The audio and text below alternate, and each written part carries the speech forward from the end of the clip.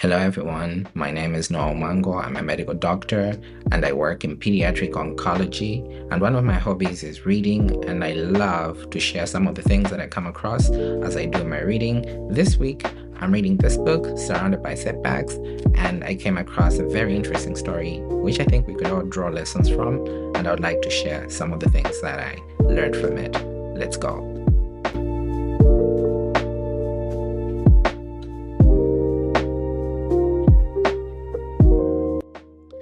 Surrounded by Setbacks is a book by Thomas Erickson, which was published in 2021 in the United Kingdom. And I find it's a very good book if you want to tune up your life a bit and you want to correct some areas of your life and polish them up. It's a book that will give you a lot of self-reflection about where you're headed and where you're coming from and the things that you should do to take yourself to the next step.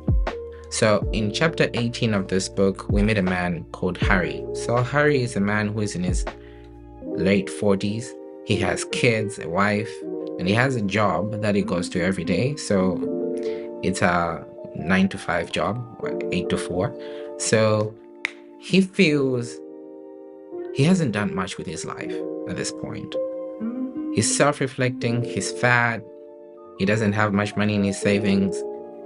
He has not made any real progress in life. He goes to work every day, he earns money, supports his family, but he feels like he's slacked off somewhere, like he's way past his prime, but he doesn't have much to show for it. So one day he's sitting at his house and he's thinking back on his life, and he decides enough is enough and he has to take action. So here's what Harry does. He decides he has to do something about his health, so he decides to pay for a gym membership. He pays for his local gym and decides he will be going to the gym every day at 5 p.m. when he knocks off from work. He also decides to change his diet. He decides to stop eating donuts, eating pizza, and decides to eat vegetables and eat healthier. Harry also decides to do something about his finances. Remember, he doesn't have anything in his savings, but he's been working for 20 plus years. So he decides he's going to save half of his monthly income. And he tells his wife this plan, and she agrees to it. So Harry embarks on his financial and health journey. At work, he doesn't hang out with people at lunch. Instead, he decides to start reading books.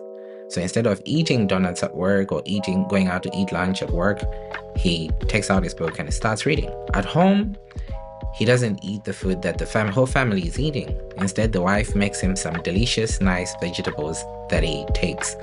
As soon as he knocks off from work, he goes straight to the gym and he works out for an hour or two and then goes straight home. And so far, for the first 2 months that he's implemented his plan, it's working. And so far, so good. He's feeling good about himself. He's taking action. Things are happening.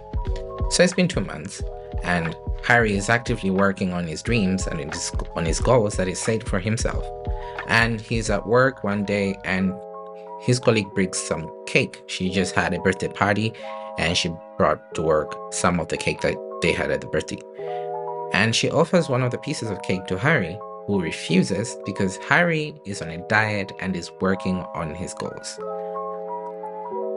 But the colleague says, "Harry, perhaps you're taking this too far. Shouldn't you relax a little and take a piece of cake? Besides, it's just one small piece of cake and you don't have to worry about it. You can go back to your diet after this piece of cake." Harry looks at himself, and it's been 2 months and he can't see any notable changes on his body and his physique. He has been going to the gym, but hasn't lost any pound of weight. His wife in the morning was just nagging at him for not eating together with the family. His wife also thinks Harry is taking things too far. Harry is being too strict and too serious with himself. Perhaps he should relax. He looks at himself and says, "Perhaps maybe I should relax. Maybe I'm taking things a little too far." He looks at the piece of cake and decides to munch on one of them, and he eats the piece of cake. And that day, he feels like I've been going to the gym for the past 2 months. I deserve a break today. So he doesn't go to the gym and he decides to go straight home and watches TV with his wife and his family. The wife is happy. She's pleased that Harry is now doing something with the family and is relaxing a little bit. A week later, Harry hasn't gone back to the gym and is now eating donuts and not exercising it anymore. And he decides perhaps he doesn't really need to save half of his monthly income. Perhaps he will do that next year. He can take life easy a little more. Besides, he still has a lot of responsibilities to take care of. Why should he bother with saving half of his monthly income? He will do that some other time, not now. He has too many things to do. So a month down the line, Harry has now gained more weight than he initially began with. He does not have any money and he's now struggling financially. He just feels so disgusted with himself and he feels very bad about the whole thing. He actually now feels a lot worse than he began his fitness and financial journey. So, what went wrong with Harry? A couple of lessons that we can draw from. First of all, Harry was just doing too many things at the same time.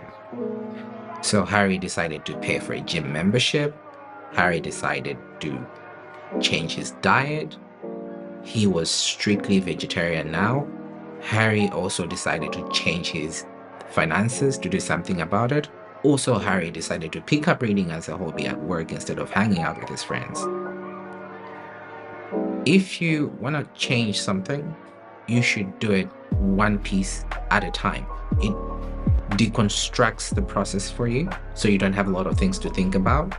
If you try to do a lot of things really well at the same time, you're gonna end up not doing any of those really well. If you want to eat an elephant, you start with one single piece. You don't try to do everything at once. So a more plausible way to do it would have been, maybe I want to do something about my finances first. Or maybe I want to do something about my health. Then he should have focused on that aspect of his life.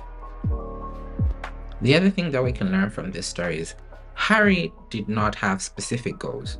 So he had very ambiguous or very vague goals about his life. He wanted to change his finances, but how? What was his plan really for changing his finances? Said, I want to save half of my salary, something which was not even feasible for him. Someone who had a lot of kids, also had a wife to think about, and all these expenses in the home. And also he said, I want to be fit. He didn't have specific goals like I want to lose 15 pounds this year. He just wanted to be fit. But there was no real target. He didn't have a goal to look forward to, so he could focus on achieving what he wanted to do in the long run. Harry also lacked persistence. He knew what he wanted to achieve in his life, yet when he was presented with a piece of cake, he was enticed to take it. He could have said no, because eating that piece of cake is what kickstarted every other event and eventually led him to backslide and go back on his old life. If he had said no to the piece of cake, maybe he would have still gone to the gym. Maybe he wouldn't have felt so lazy to continue on working on his life goals and dreams. So the other thing is, Harry also surrounded himself with the wrong group of people. At work, even at home. He knew what he wanted to achieve. He had targets that he had set his mind to acquire.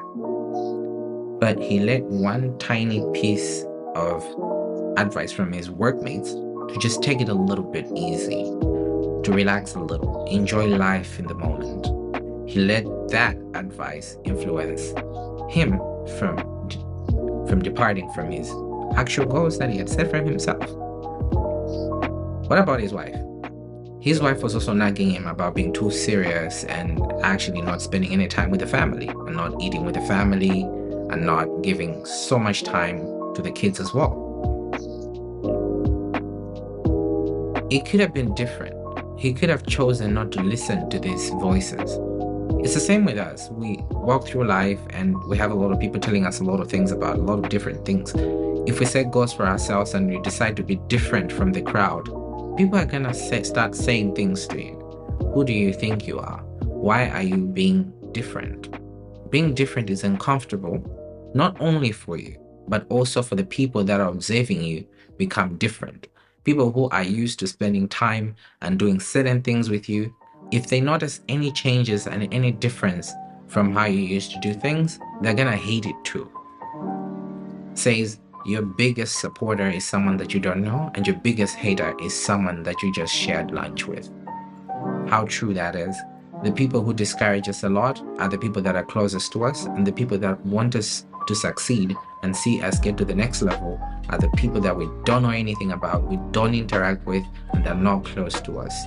So if you want to get ahead, don't be hurry. Try to do things in bits and pieces. Don't try to do everything at once. And then have clear set goals for your dreams and aspirations, and don't surround yourself with the wrong crowd, the wrong people. Thank you.